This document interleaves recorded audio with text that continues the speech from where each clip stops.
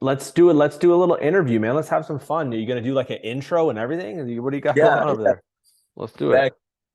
All right. Let's go ahead and get started. I love it.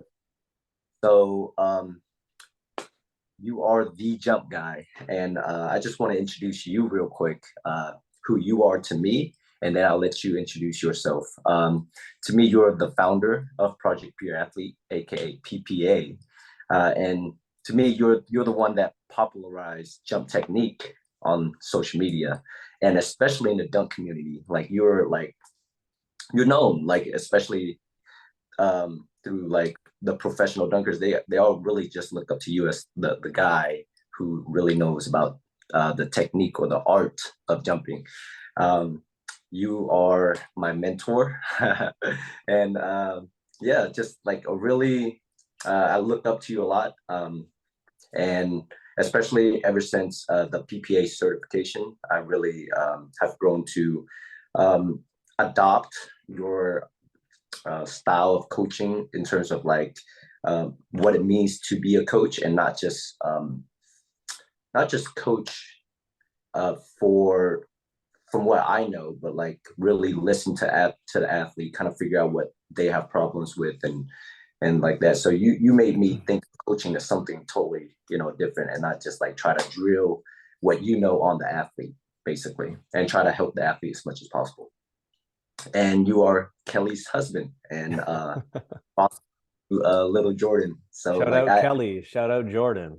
yeah, Let's shout go. out.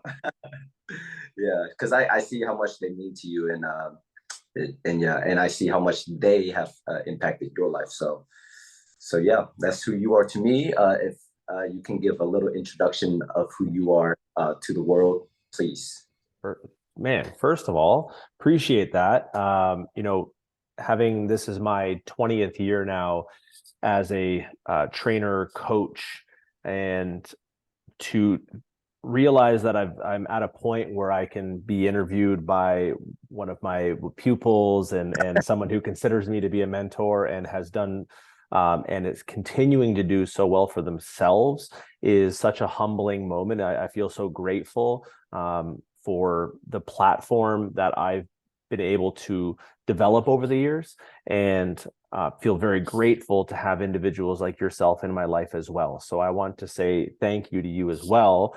Although, I might be, we'll say, quote unquote, blazing the trail. It's only because I know that I have such competent and capable individuals coming to blast that trail even wider open after I'm through there. So I am but a speck in the history of this industry, but hope to leave a little bit of a footprint. So in terms of an additional introduction, I am the founder of Project Pure Athlete. I'm the co-owner along with my partner, Chase Skinkiss, who lives out of Las Vegas, Nevada. Shout out, Jake. I am the jump guy. Yeah, shout out Chase. I am the jump guy. That is a name that was given to me a long, long time ago, when it was really just how people referred to me locally. Someone would go, I have a daughter, she's a volleyball player and she's trying to get her vertical up and become more athletic. And someone would go, I know a guy. He's the jump guy, right? I'll hook you up with him. And it became this kind of, nickname that circulated in the ether, and it's stuck with me ever since. So love that. I love being called the jump guy. It's definitely something. Jumping is not only what I do for a living, but it's something that is near and dear to my heart. It's part of my psyche. It's part of the network of who I am. It's something that was a catalyst for my my athletic journey and my career, and has led me to meet some of the most incredible people along the way. I have been a lifetime athlete, competed as a track and field athlete for many, many years, competed for Team Ontario, Team Canada, multiple time national champion with the University of Windsor Lancers, which is a really cool era to be a part of. It was an incredible track team when I was there, and program as well. I then made a transition to the world of professional dunking. It was something that I kind of came across on YouTube and became aware of these kind of sub cult of freakish alien athletes that existed outside of the natural parameters of sport, right? It was like you had basketball players, volleyball players, track athletes, football players, soccer players, and then these dunkers. And, you know, what was it? Well, there were people that were just incredibly passionate about a subsect of a sport or a skill of a sport. And I went, wow, that seems perfectly up my alley. I'm obsessed with skills. I love jumping. And I decided to try to see if I could dunk at that point. I remember I always dunked around and stuff after track practice. And I just didn't realize that my jumping ability at the time put me into a conversation as being one of the higher jumpers in the world at the time I was there. So it was cool to be able to travel around the world, dunk in front of thousands of people, dunk on internet, on YouTube when it first started rolling out. I mean, if you go back and watch my videos on YouTube, it looks like it was filmed on a toaster. Like, it's so blurry and so old looking that at the time felt amazing. I had a flip camera that you could plug the USB like directly into your computer, and I felt super ahead of my time. And now you look back and it's like 9 pixels and you can kind of tell I'm dunking on there. So it's neat to see that evolve over the years as well. So yeah, fast forward a whole bunch of years. Now I am, you know, I have PPA by the reins. And it's an ever evolving company. You know, we serve a lot of the world when it comes to athletic training and vertical jump training, as you mentioned. The field of vertical jump technique is my baby. It's something that I've driven and pioneered, I think, for the last 7 or 8 years on social media. I've been doing it for 20 years, but tried to create a framework and a system that could be replicated and used by multiple people like yourself to be able to help your athletes thrive and other coaches thrive. And now I'm starting a brand new venture, which is incredible. And I'm opening up another location locally, which is really neat. And Project Pure Athlete is going to become the performance department of a new business called Skills Factory that we hope to roll out and eventually franchise to have multiple locations spread out all over the place, which is like a pipe dream that I never thought would come to fruition. And here we are, just rolling out the initial framework for it. So very exciting. I'm never in one spot too long, and I love it that way. So long-winded way of saying thanks for having me on your podcast, man. No, thank you for being on this podcast, because we've talked about like doing this a few years back pre-COVID, and then just like COVID happened and then a bunch of stuff happened and I just never really got to it. But like, I'm so happy that I finally like have a chance to sit down and have this interview and just like probe your brain on a couple things. That's rad. So I knew that you were a national level athlete with Canada, but like, how did this jumping journey start? Like, where did Coach Ty or the athlete Tyler Ray, like where did your passion for jumping start? Yeah, my passion, as long ago as I can consciously remember, I've had an obsession with the individual skills that comprise sports more than the sports themselves. Okay, so to elaborate on that, I grew up, I loved basketball, was awesome, but like what I really liked watching were people dunking.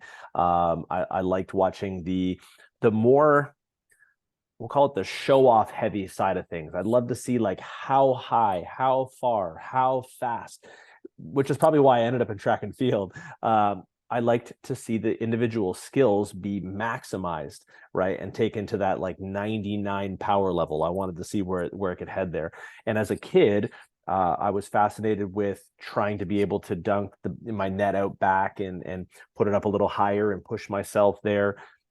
Track and field, it was the thrill I got with, I was the furthest jumper, and it was such a fun and exciting experience to jump as far as possible. So the jumping was, to me, the ultimate expression of athleticism. It was something that on its own comprised such a rich culmination of attributes that it just couldn't be argued, right? To get your body 2, 3, 4 feet off the ground, so many things have to align mechanically, combined with an incredible amount of force, right? Exhibited at a specific period of time, and optimized very carefully. And yes, for someone that naturally jumps high, that's an easy assumption to make. Well, yeah, it's just jumping, right? But to me, it was never just jumping. I never watched a highlight and fixated on the end result.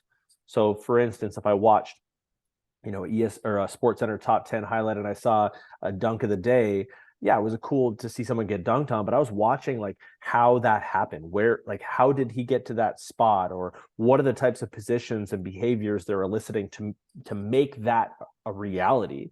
And I got fascinated with the process, the skill. So where it started, it's all I think I've ever really known. And whether I wanted to or not, I was driven to this calling. Like I think I would have ended up here in some respect, one way or another, either making money or not making money. Like I would have just fell here because I had no real choice in the matter. So yeah, I don't know if I can pin it down to one exact moment, but it was just the environment that I created for myself was created for me, and I was obsessed. Just always been obsessed, man. That's funny that you say that, because like ever since I can remember, I was always, and this, like when you pointed it out when I was at the level 1 cert, was like what it meant to be a jumper. Like, oh, that guy's a jumper. That this guy is a jumper. Is when you said, oh yeah, like you just have this urge to just jump up and touch things.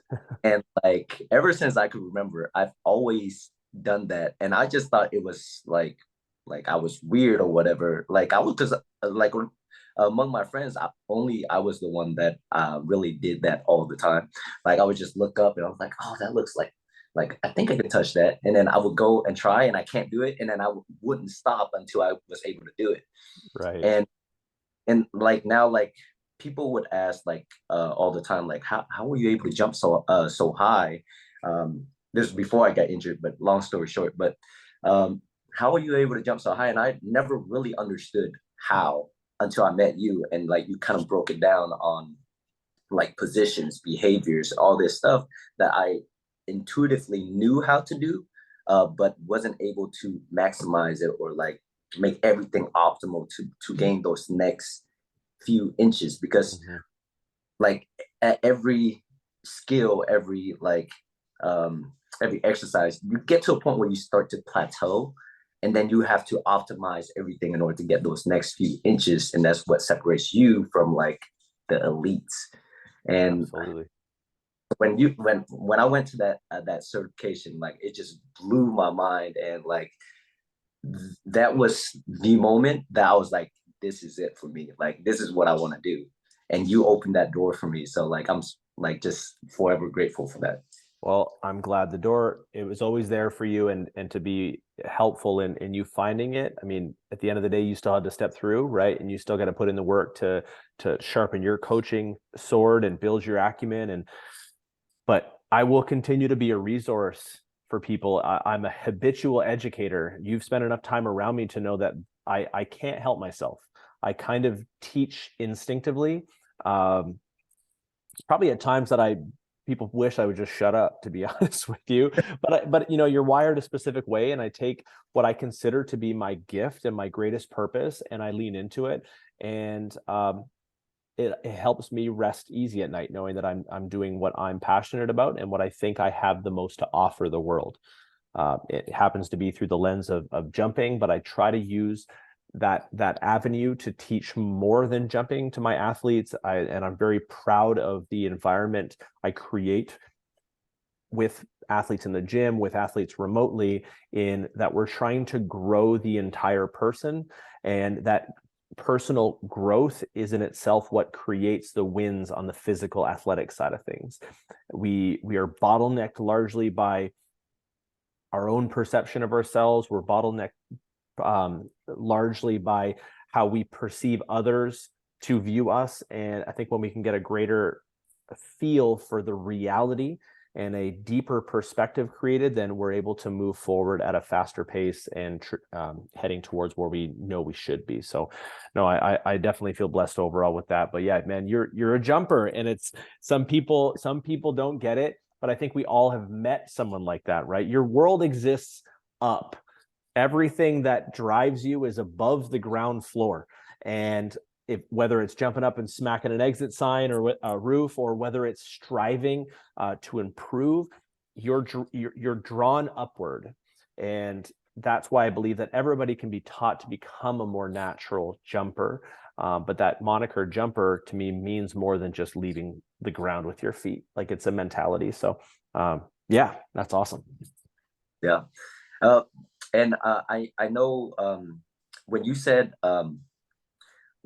like the bottleneck of a lot of people is like their view of themselves, or their perception of others' views on them. Like, and I know you've talked about a lot about like anxiety and like of an athlete. And to me, I never competed at that level, so I like personally I don't know the experience of that level of anxiety.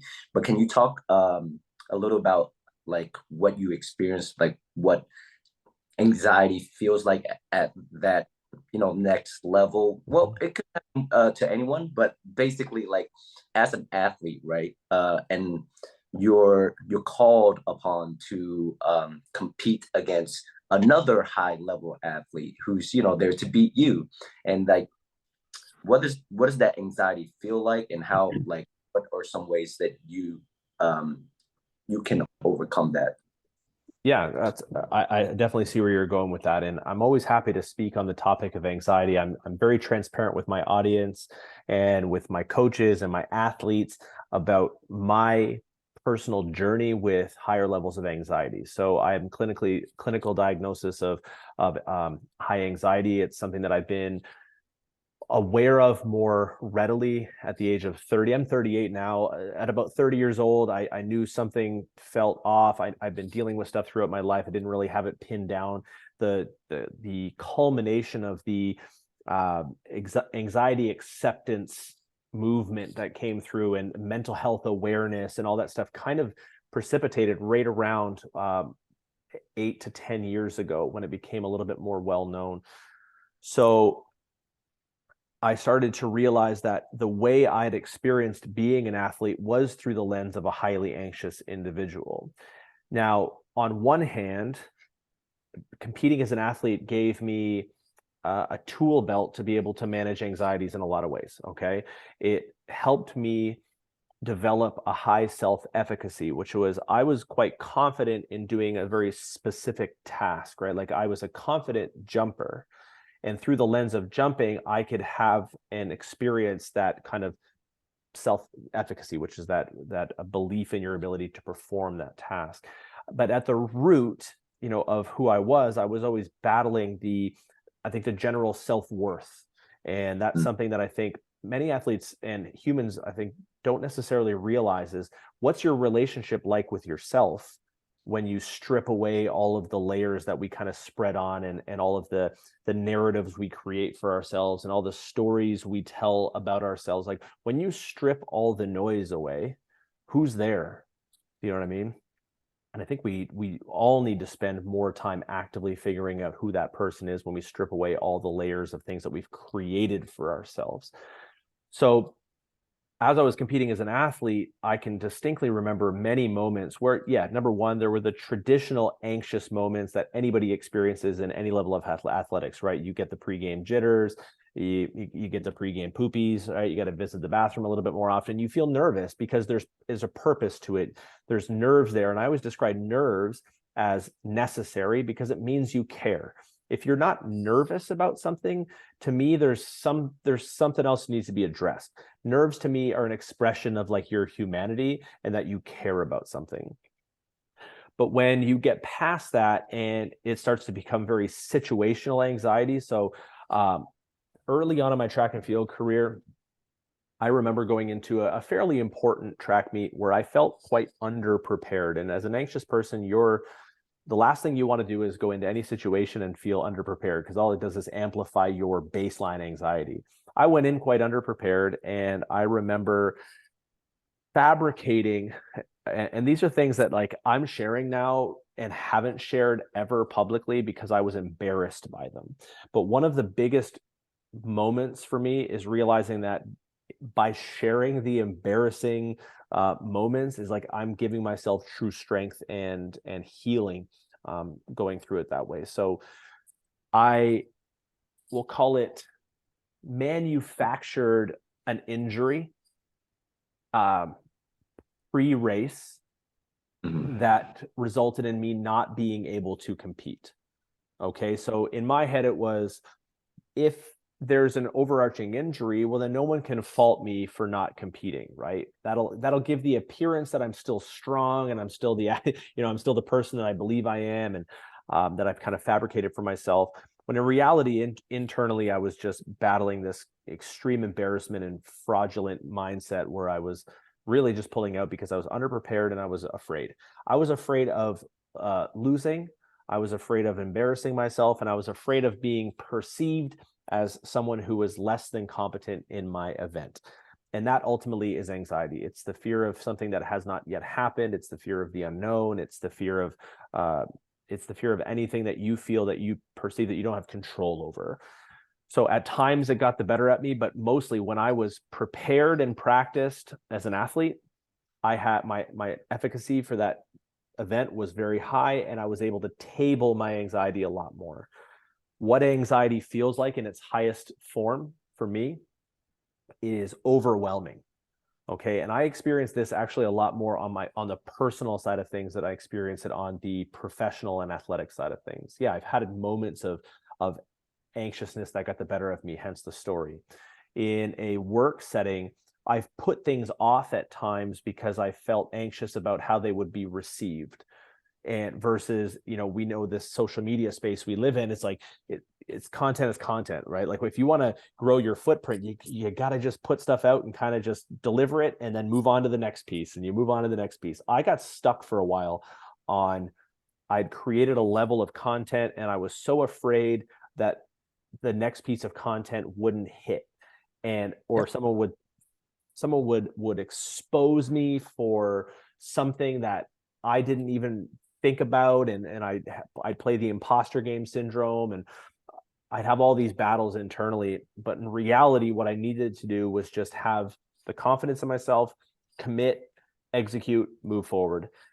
You can't appease everybody all the time. That's impossible. And as your footprint grows larger and larger, you're going to not appeal to more and more people. Your audience might grow, but so does the hater pool, right? So does all of that also grows as you create a statistical or an exponential growth over time.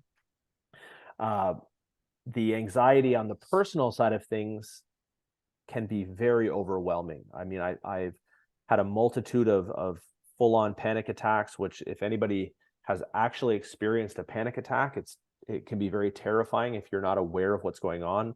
I was hospitalized at one point with what the doctors had assumed was a mild heart attack. When I was 25, I was beginning a shift. So I was working as a teacher and a trainer at the same time. So I was on the schoolyard, and in that morning, I had an argument with my ex now, and I had brought it to work mentally, and I had been toiling over it because my anxious mind gets trapped in the vortex of every possible narrative that can be made. There's my brain, right? It's like, well, this could happen, and then this could happen, and this could happen, and then your heart rate goes up, you spiral. And as a result, I started to feel very tight chested, and I went to the office and I asked to go to the clinic. I was just going to, as soon as you mentioned chest and clinic and doctors, I mean, they have no choice. Liability purposes, they got to call an ambulance. So that was also awesome and embarrassing. But I ended up in an ambulance at the hospital. I was having atrial fibrillation, so AFib, which is like an actual heart contraction irregularity. And yeah, I thought I was having this little heart attack. Turned out I had a full-on panic attack, which can manifest largely with the symptomology of cardiac issues, cardiac arrhythmias. So yeah, that was pretty freaky. But I was made more aware of it. It was a necessary embarrassment and a freaky moment and an experience for me, because it's led me to this point now where I have a much better understanding of, you live with anxiety. It's doesn't you are not anxiety. Do you know what I'm saying? And it is something that can ultimately be a an asset to you, because a lot of times people who are higher anxiety also possess a higher level of higher empathetic traits as well, which in reality can serve you well as an educator, being able to relate to people. You feel emotions a little bit more readily, you read people a little bit quicker and more readily, and that's something that I don't take for granted, because it's helped me immensely in my career. So I don't know if that was a coherent train of thought, but that's where my head went with anxiety. And I'm always available for anybody that is having issues with mental health and potentially just wants to vent. Or I tell that to my athletes, right? Like, you can come to me with absolutely anything. I'm here for you. Yeah, I'm the jump guy, but like at the end of the day, I'd rather you feel like a whole person and nurtured than have a 3-inch higher vertical. Like, that means more to me in the grand scheme of things. So anyway.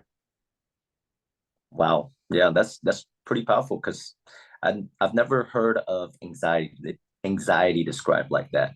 Or I don't think I've been around people who has that level of anxiety. And because I think I've seen it a little bit in youth sports, because I think there's a lot of anxiety nowadays because of social media and of how we think about um, how people perceive us, and how, on Instagram, like, you only show the highlights, so you start your everyday life to other people's highlights, like that's their everyday life. Mhm. But that's really they're doing the same thing to you, and then the cycle goes on.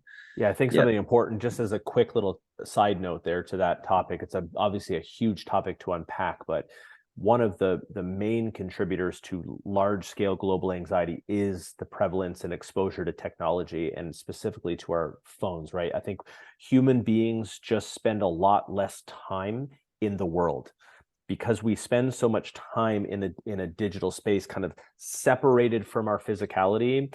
Our brain is projected. It's like we don't have enough distraction that is encompassing enough to substantiate our train of thought. So we tend to get like obsessed with being like our own internal narrative, because we're constantly plugged in to a phone, to social media, things of that nature, right? It's like when I drive in the car, now I make sure that I'm driving. Do you know what I mean? Like, I might put an audiobook on, but like there's no other.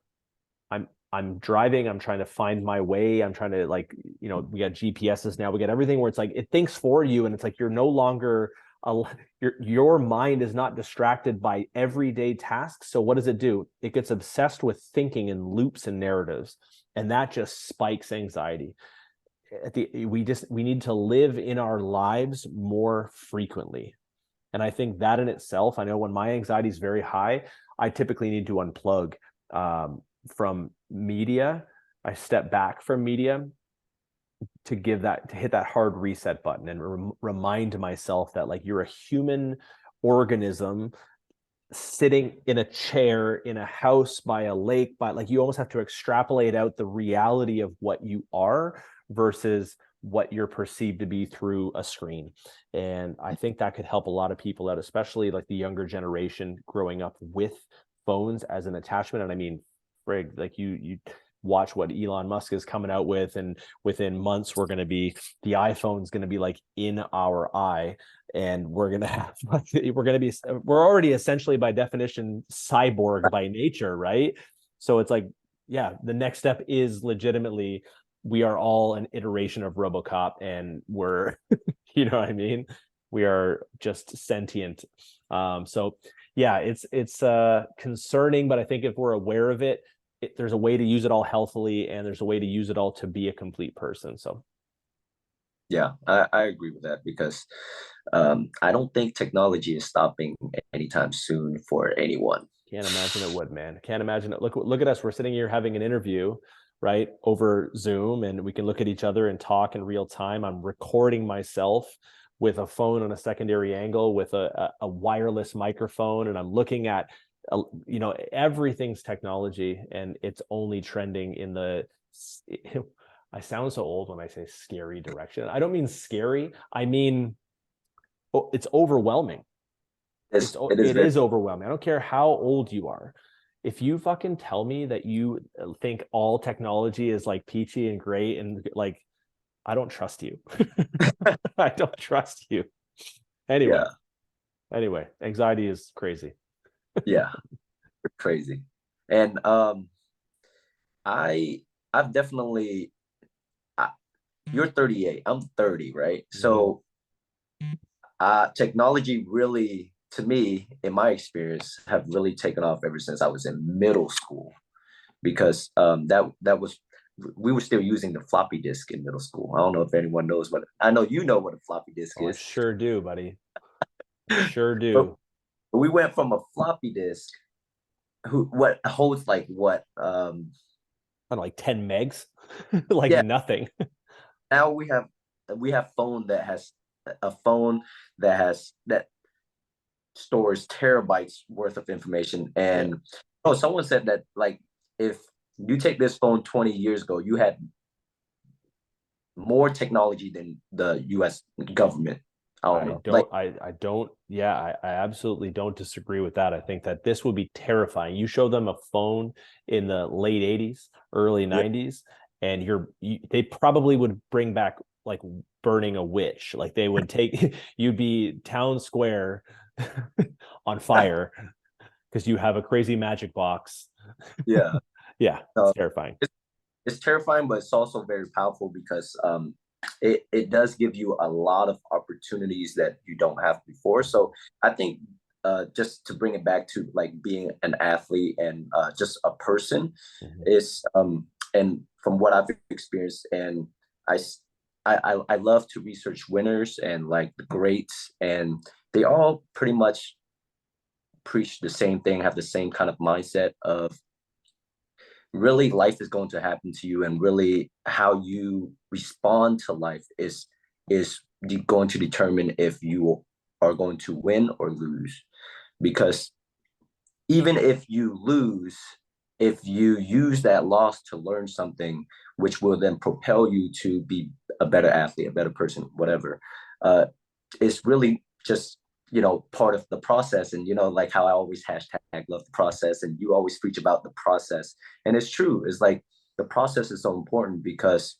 that is where like if you don't learn to love the process and you just obsess over the result all the time then once you have a negative result you'll stop doing it a lot of times like and once I learned to love what I did out the daily activities, that's when I started to see like real growth in Mhm. all aspects of my life, not just like on content or being an athlete. It's throughout all aspects of my life. As soon as I learned that consistency, and that's why I DM'd you, like consistency is really the key thing. Like if you're able to be consistent at something for 10 years, you'll be one of the best in the world at whatever you want to do.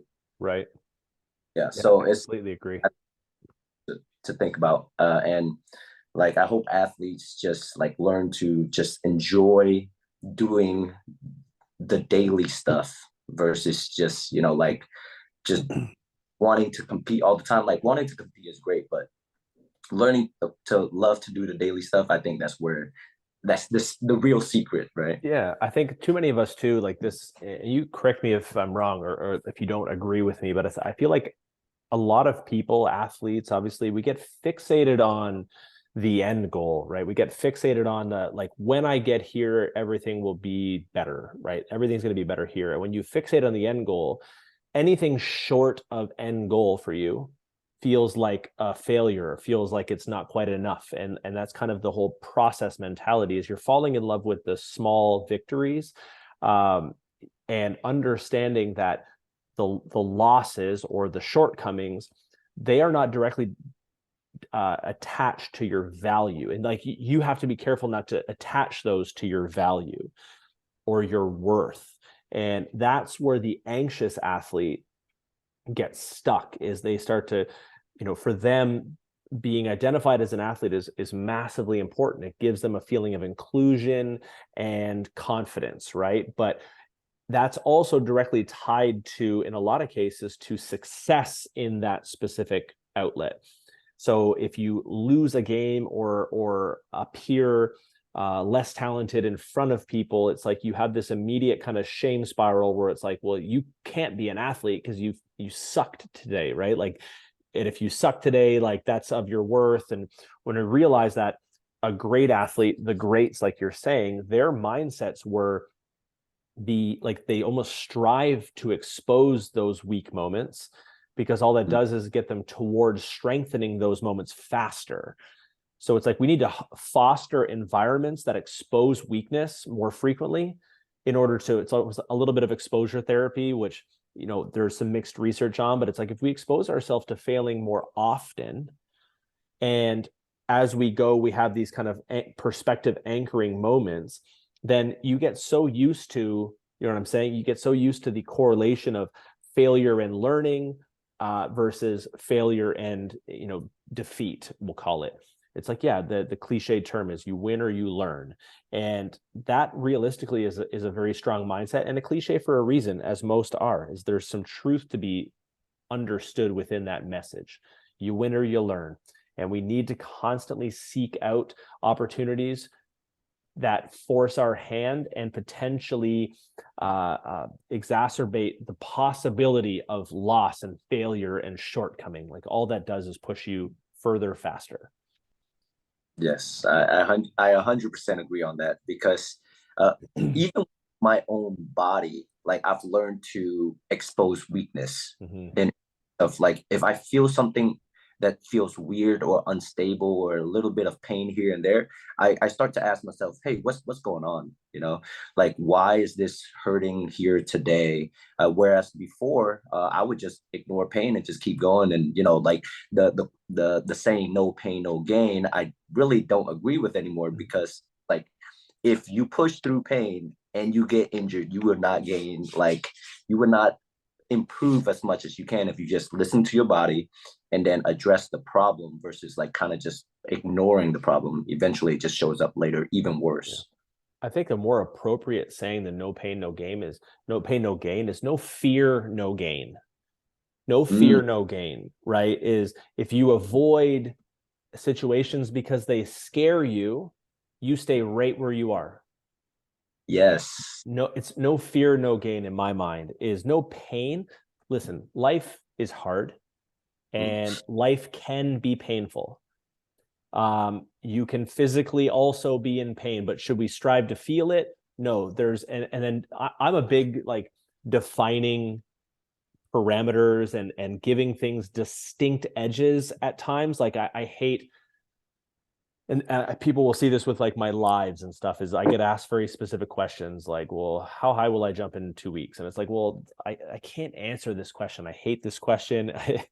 There's too many variables. Like I hate speculating. I like abstract thinking, but I also don't like to give too much speculation because I feel like it's irresponsible.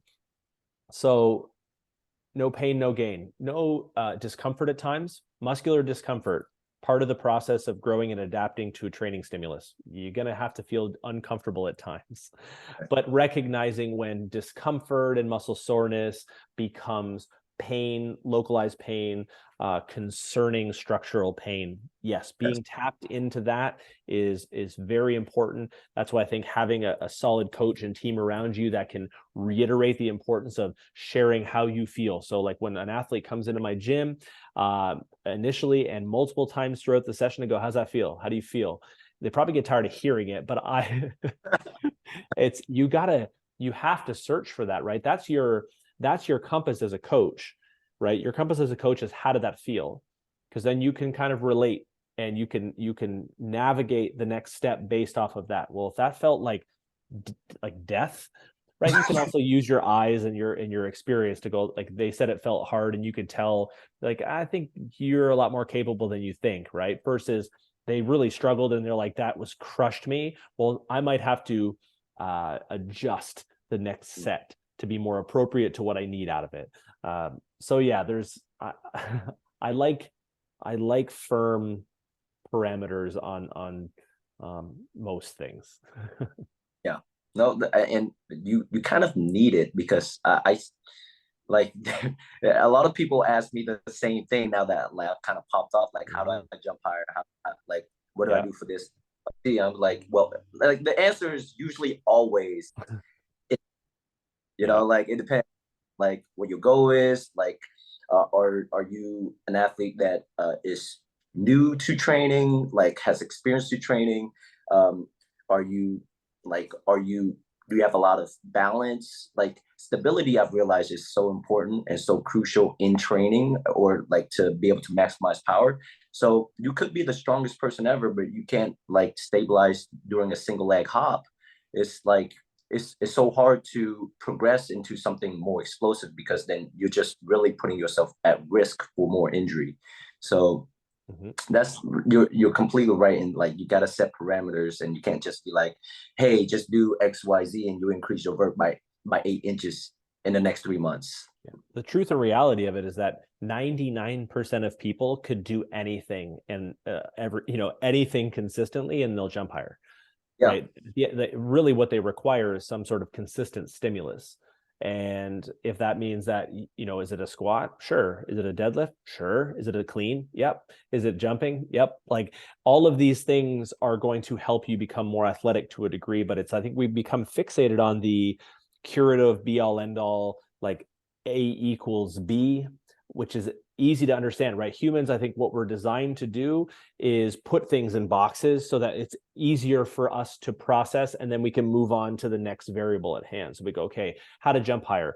Okay, it's squat and box jumps. Boop, it's in this box. Awesome. What's next? How to serve bet? Like you start to want to categorize things and put them in boxes when in reality, jumping being such a massively complex system task requires a finessing and troubleshooting and understanding that, yeah, there's a general foundation created by moving and getting stronger. And but then as you start to layer on the specificity, when you try to become a better and better jumper, right? The guy that goes from 30-inch of a vertical to 45, like what's required in between there is not just getting a bit stronger.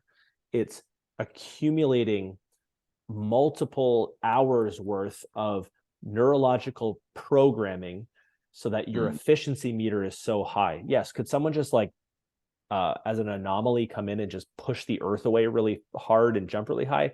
For sure. And that exists, but they're called outliers. And they're called outliers for a reason because they don't fit within the normative progression of most things. So should we see an outlier and find the qualities and train like an outlier? In my opinion, no, because an outlier is an outlier.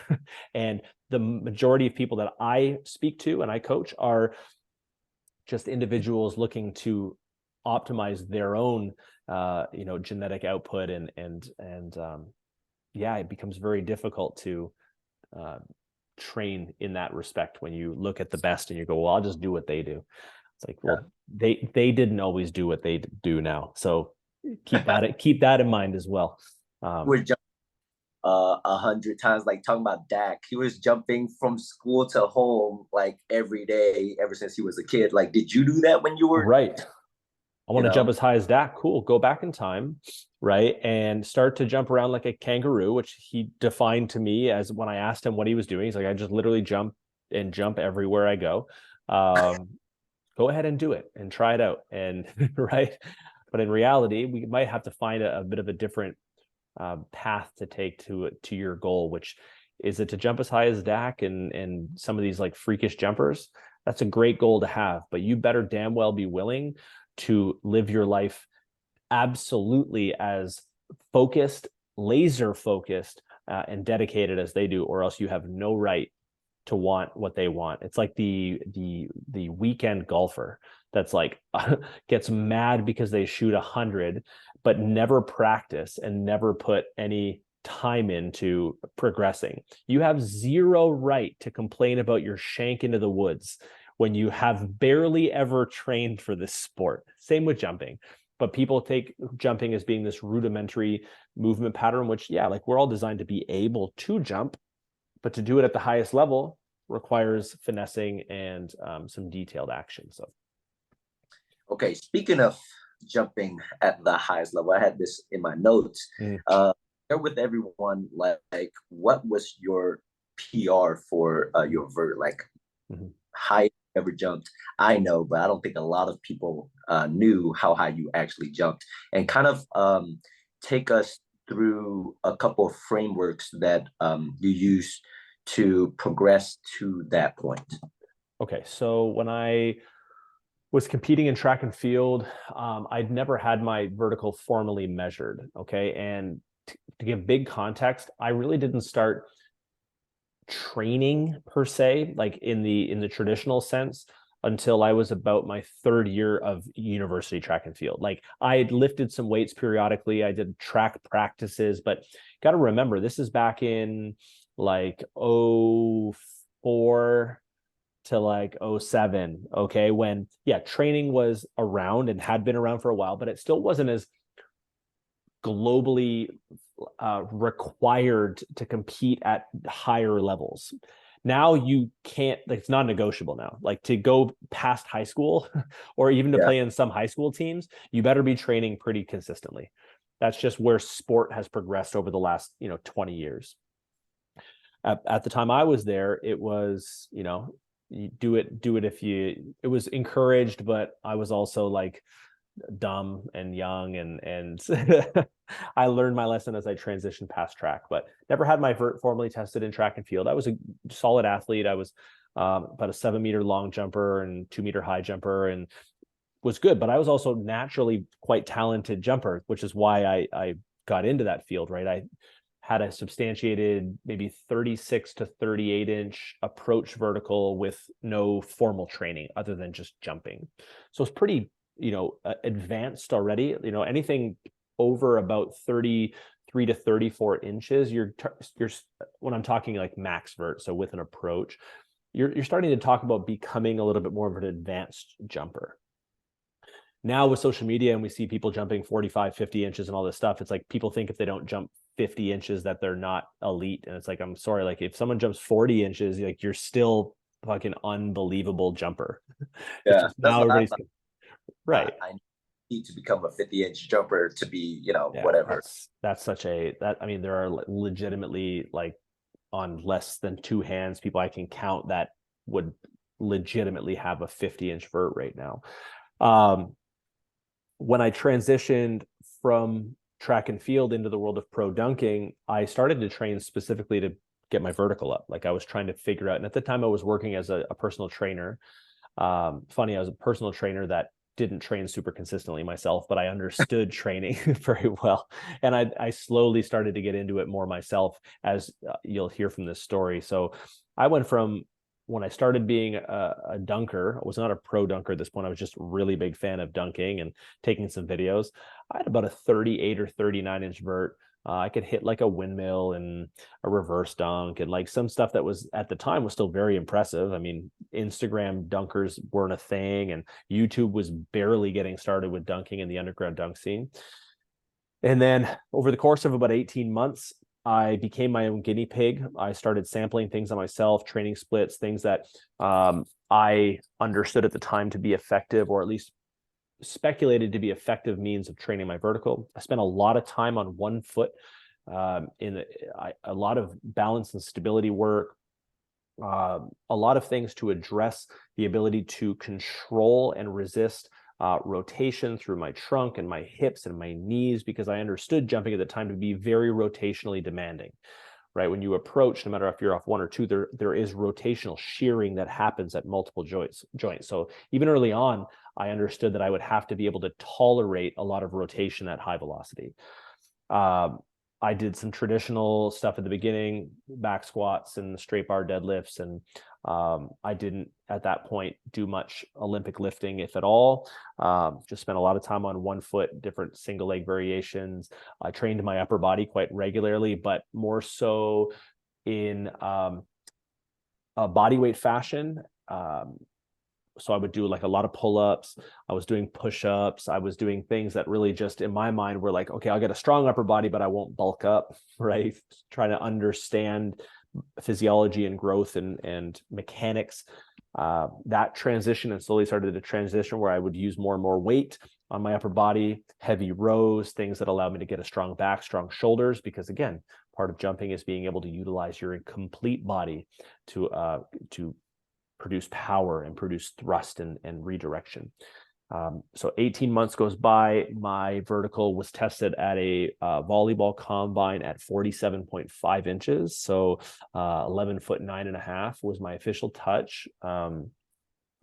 I am so I rounded up. I say 48 inches. 47.5 was my highest verified approach vertical of all time. But there are a multitude of videos circulating that I've put my head at above rims, and so I'm very confident that at my peak I was about a 48-inch vertical with about a 34.5-inch standing vertical, which is absurd to have that big of a discrepancy, but I'm very elastic by nature, and as a result, that's how I jump.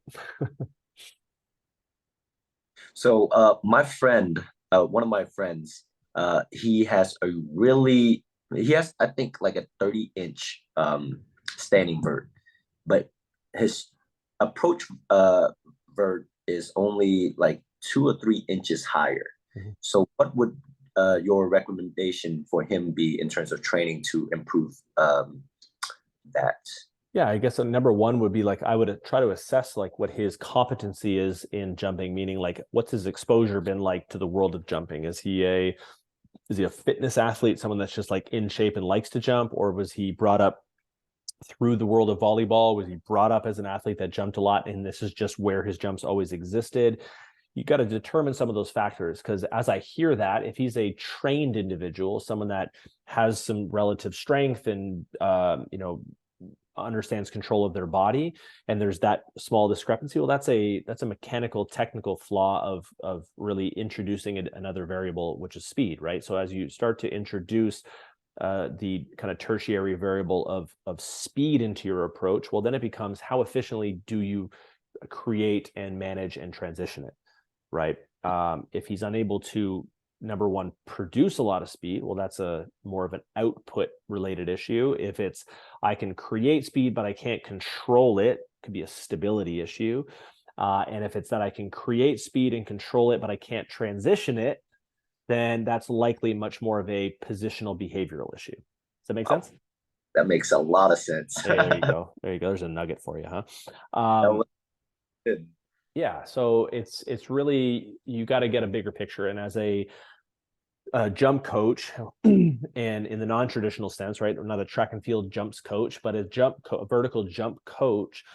That's what my ultimate goal is when it comes to educating other coaches, is to give you the knowledge of every situation is its own unique opportunity to troubleshoot, build relationships, and sharpen your sword.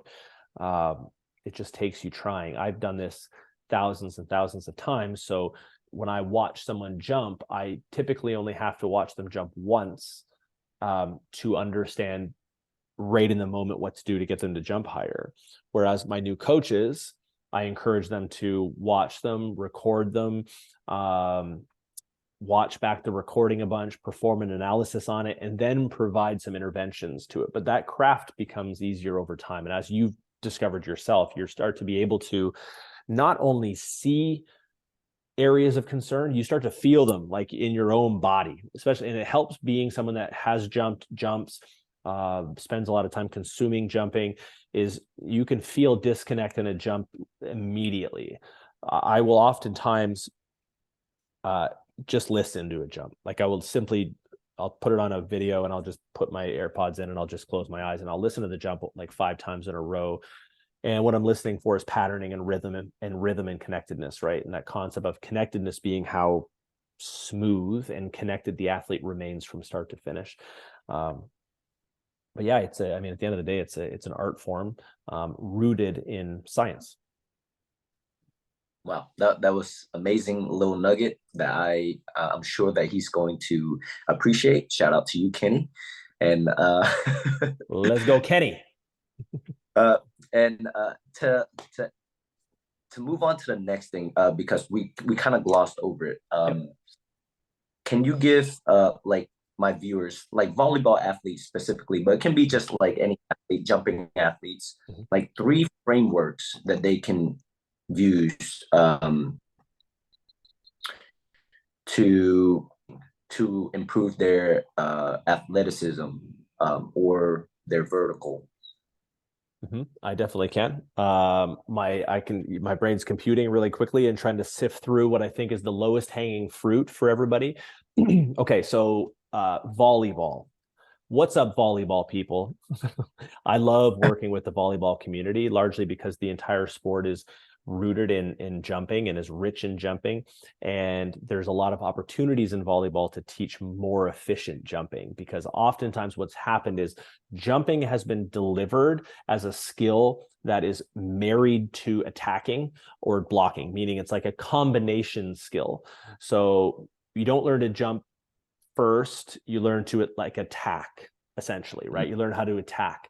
Your approach ends with a swing, and oftentimes what that does is it builds behaviors that become very forward moving, forward leaning, and they unconsciously avoid some really powerful postures that you can get into and still perform the task at hand even more effectively, in my opinion.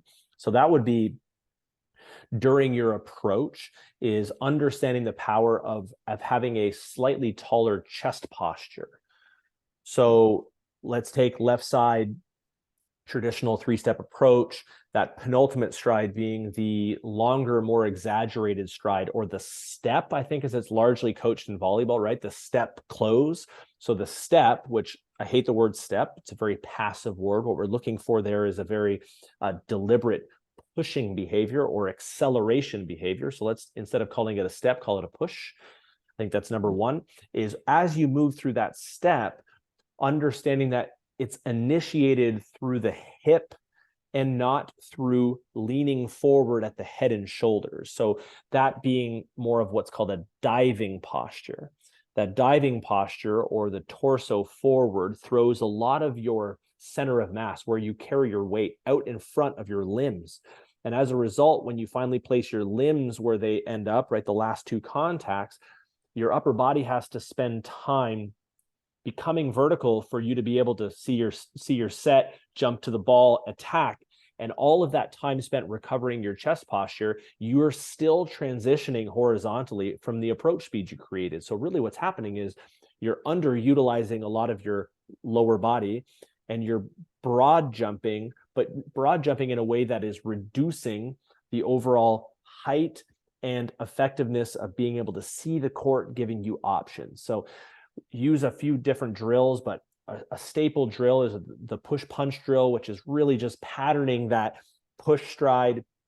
And then instead of close, we talk about punching, sweeping and punching that block foot. So it's an aggressive, deliberate redirection of energy. So number one is stay tall with the chest posture. I don't mean that you have to be perfectly vertical. We still want the hips to be low, but we can keep the chest a little bit more upright. And I'm sure Coach right now is superimposed some great video over top to substantiate this video. I know his head's like content. So number one is tall, don't dive. Okay, I think that's like a really, really strong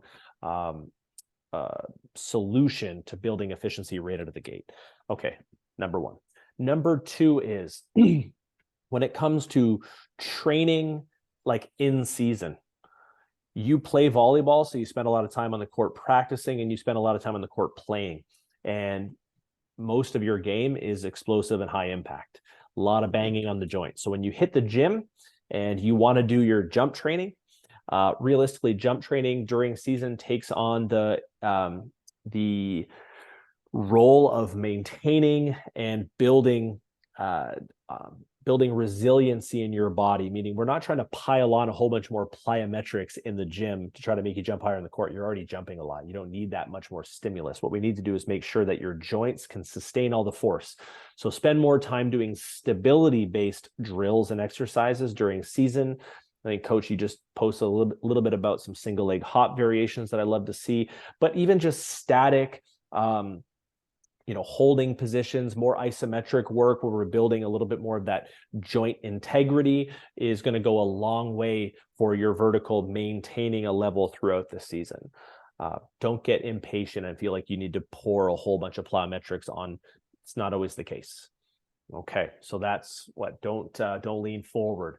train a little bit more stability. And last but not least, I would say less is more. Okay, let's extrapolate. What I mean by that is there's a large push right now in the jump world that like your approach has to be hyper fast, right? The more speed you can get, the better.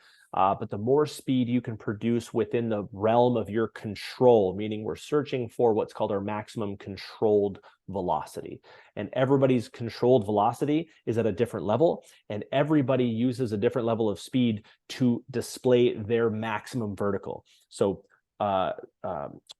athlete A to athlete B. Athlete A could be way faster than athlete B, but they could both jump the same height simply based on how they independently produce their force. So what we're looking is for how much speed you specifically can control. And that's how I get people to jump higher in person, is oftentimes I slow their ass down, I shorten the approach down, and then we start to build it out. We start to extrapolate it backwards, one step at a time, making sure that every step we introduce, you have the same amount of control and can accelerate through your takeoff versus to the point of takeoff. And Coach, I know that you've put that up recently as well, because you're wonderful at passing the message along, is that speed is only as good as our ability to transition it efficiently through toe off. There's three things. How's that? Dude, that was amazing. I see it all the time. I see all the time where athletes are blowing past their takeoff, and they end up in this really forward leaning posture. Their hips like super internally rotated because their feet are so far apart, because they will their feet their right or their penultimate foot or last foot, and their speed will be moving through, and their chest is all the way up here, so their last step is super far apart. And then a lot see that KT tape on that leg. Plant leg, on that plant leg. Yeah, they get the knee brace on, and they're wondering why that dominant plant foot has got a lot of injuries. Well, like you're saying, if the legs become very separated, we get excessive internal shearing through the hip. Then that knee, we get a lot of lateral shearing through the knee. Then we get a lot of the structures of the knee that are they're tested to an incredible degree over and over and over again. And it's not to say that someone can't perform a really high jump in those positions, but got to think long term, got to think what's the most efficient. Be really cool to not only jump your highest once in a volleyball match, but to jump multiple times all the way from the start to the end of the last game, your highest over and over again. That was one of my biggest attributes as a volleyball player when I was playing volleyball. So I played beach fairly competitively for about 4 years. I played indoor a lot. I loved indoor volleyball. A lot of my buddies were collegiate level volleyball players, and I played with them. And I could compete with them because I was an efficient jumper, meaning like game 1 through game 10, I could still jump very, very high. And a lot of people were gassing out because I was efficient. Every rep I did was high, but I lost very minimal energy, and I used only as much as I needed to. Right. And I think that like learning to be efficient at anything is a skill. That's why jumping is a skill, because you have to be efficient in order to like maximize your jumping, basically. All right, that was amazing. To really take this to a close, because I know that you're a busy man, and I have practice soon. I got a session in like 10 minutes, so it's all good, man. Yeah. This is perfect then. So Coach, where are you going from here? As like, do you have any business goals, or I know you said that you have this new venture coming up. Excited for that. I wish I lived over there, because I would hop on right away. But tell me one goal you have for your business, and one you have as an individual athlete. All right, individually, I want to be a scratch golfer in 5 years from now. I'm really pushing. I've been shooting much more consistently in the 70s. For anybody watching that is a golfer or knows golf, like it's challenging to even get into the 70s. So I've been putting a lot of work in this year, and I've been feeling really good about my own personal journey. I've taken a beating with jumping over the years. I have some health concerns that limit the amount of jumping I can do. So golf is a great outlet for me. So personal athletic side is to continue progressing my golf career and just having a great time with that. Business wise, I think business goals has always been to just continue the footprint that we have and continue growing the footprint we have as being the standard, and the ongoing standard for vertical jump technique is to be a massive contributor in the vertical jump and performance space, and then to eventually see PPA branded training facilities pop up more readily all over. So people that ask me, hey, do you have a spot in LA? Do you have a spot wherever? I can finally say, yeah, we got spots everywhere. And, we have over 100 certified coaches now, which is amazing to know that there are over 100 people that have invested in understanding what it is that I have to teach. And yeah, I'm in love with that. Like, I think it's like an amazing thing to be a part of, and I'm very fortunate and grateful, like I mentioned before, for everybody that supported me along the way. So I hope that if you're seeing this right now, if you find some relevance in the passion that I have for jumping, that you come over and hang out with me. I can't say enough good things about Coach and his growth and him as a human being. I'm very grateful and honored to have you as a colleague and a friend as well, man. Thank you. All right. Tell us all our jump stars where we can find you on social media. Yeah, so you can find me on Instagram at Jump Guy Ty, and our business page at Project Pure Athlete. I'm also on TikTok. I'm trying my best. I am at Jump Guy Tyler. That was the only one that was available. I had to use my full first given name, but it's a great name. I like it. So Jump Guy Tyler over on TikTok. And then I have a YouTube channel at Project Pure Athlete again, which has a lot of great long form coaching content, as well as like full mic'd up coaching sessions that you can sit there and watch, like legitimately how I do my thing, if you're interested in that. And then reactions. If you're into reactions, I had the reaction stint during COVID. So if you're into like haiku and what else is on there, like soccer reactions and bunch of shit on there. So go have fun if you want to see me mess around a little bit. Yeah, I was binging your videos before I knew in person. I was There we like, go. oh, stuff is so good. Like, where has this been all my life? But yeah, it's great stuff. So Appreciate yeah, it, man. everyone, check them out. Best jumping content on the internet. And yeah, we'll see you guys next time. Appreciate you, man.